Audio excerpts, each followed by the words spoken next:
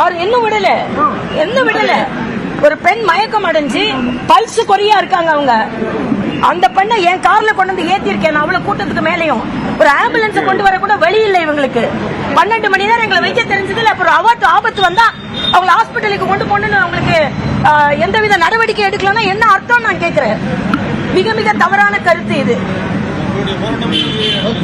நிச்சயமாக இப்ப பாருங்க, இப்போ பெண்கள் காலையில 7 மணிக்கு வந்தாங்க. அவங்க எல்லாம் சாப்பிடாமையும் வெளியே போகாமையும் ஓடி வந்த பெண்களை இப்படிதான் நீங்க குடும்பப்படுத்துவீங்களா?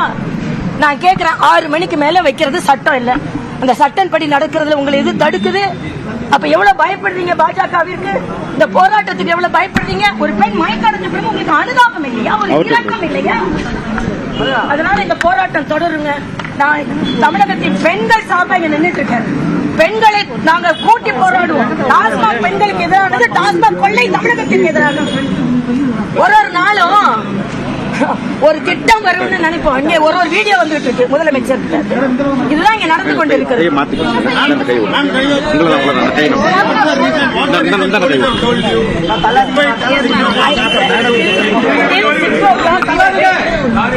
Till 6:15 I was waiting.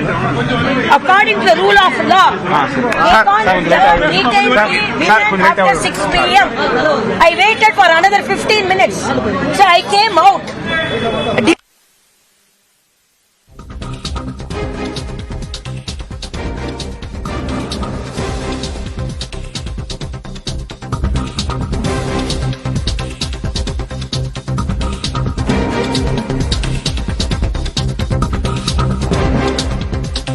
சென்னையில் டாஸ்மாக் அலுவலகத்தை முற்றுகையிட முயன்றபோது பாஜக தலைவர் அண்ணாமலை மற்றும் தமிழிசை ஆகியோர் கைது செய்யப்பட்ட நிலையில் தற்போது விடுவிப்பதில் போலீசாருடன் வாக்குவாதமும் ஏற்பட்டிருக்கிறது.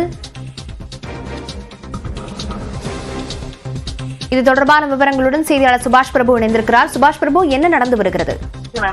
பாஜகவுடைய நிர்வாகிகள் இன்று கைது செய்யப்பட்டிருக்கிறார்கள். எதற்காக கைது செய்யப்பட்டார்கள் என்றால், டாஸ்மாக் விவகாரத்துல அவங்க போராட்டத்தை டாஸ்மாக் நிர்வாகத்துக்கு எதிராக செஞ்சார்கள். அந்த நிலையில் பாஜக மாநில தலைவர் அண்ணாமலை மற்றும் நிர்வாகிகள் வருவதாக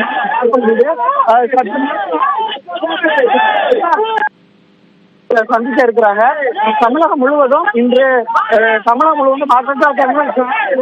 போராட்டத்தில் ஈடுபட்டு இருக்காங்க. அந்த தருணத்தில் அண்ணாமலை நேரடி காட்சியும் பார்க்கலாம்.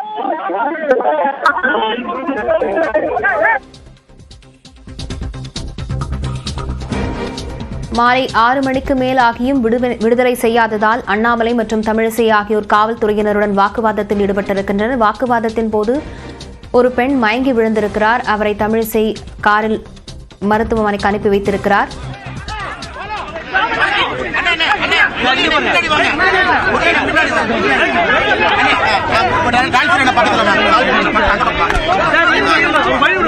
பொறுமையா பேசுவோம். அண்ணே மைக் வைங்க, பொறுமையா பேசிட்டு போறோம். ஒன்னும் அவசரம் இல்லைங்க. பொறுமையா